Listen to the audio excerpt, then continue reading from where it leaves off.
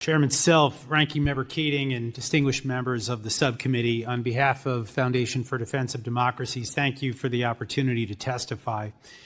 Turkey has made headlines since the Bashar al-Assad regime in Syria collapsed late last year. This is because Turkey is the power broker behind the new government led by the al-Qaeda affiliate known as Hayat Tahrir al-Sham, or HTS.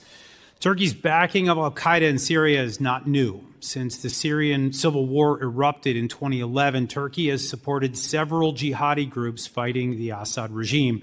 However, Assad didn't fall for 14 years, and that explains how the jihadi problem in Syria has grown worse. Ankara promotes HTS as a moderate entity. This is a farce. The violent history of HTS must not be ignored. The closest analog to this scenario, a designated terror group taking over an entire country, is the Taliban, and we know how that worked out for Afghanistan. Turkey also supports Hezbollah. Last month, Israeli Foreign Minister Gideon Sa'ar revealed that Turkey is aiding Iran to smuggle funds to the Lebanese terror group. Last year, the U.S. imposed sanctions on a network in Turkey and Lebanon for funding the IRGC Quds Force and Hezbollah. Other Turkish-based entities have earned sanctions in recent years for similar reasons. Ankara is a leading patron of Hamas. For nearly 2 decades, Turkey has operated, openly backed, the terror group, providing political cover and financial support. In 2011, Palestinian sources alleged that Erdogan earmarked $300 million to Hamas. After the Gilad Shalit prisoner swap that year, scores of Hamas prisoners were deported to Turkey, including Saleh Arori, one of the group's most dangerous terrorist operatives.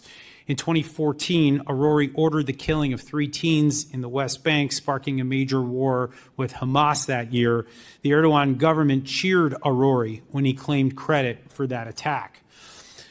After Hamas slaughtered 1,200 Israelis on October 7th, Erdogan doubled down on his Hamas support. He welcomed Hamas political chief Ismail Haniyeh in Istanbul just before he was killed by Israel in July 2024. The two discussed relocating Hamas's political headquarters from Qatar to Turkey. To this day, Turkey is a hub for Hamas's global finances. Numerous U.S. sanctions designations underscore this trend.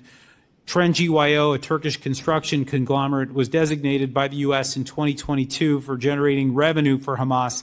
That company is still active today, as are other firms that are funding Hamas in Turkey.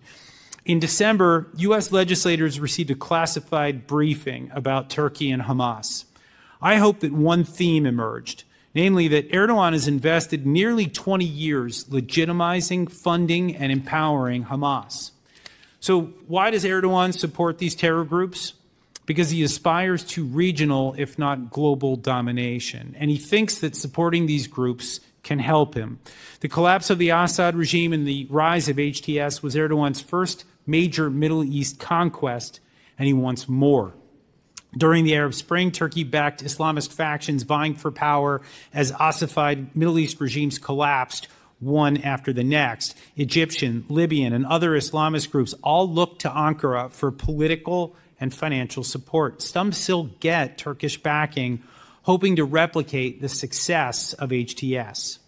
Erdogan's Hamas rhetoric is a very clear attempt to position himself as a leader in the Muslim world. His failed call for an Islamic war against Israel led to nothing, but it was a clear attempt to rally the Muslim world around the Turkish flag. I'm also concerned about Turkey's blue homeland policy of aggression. Tensions are currently rising in the Eastern Med, with Turkish vessels challenging Greek and Cypriot vessels, even in their own exclusive economic zones.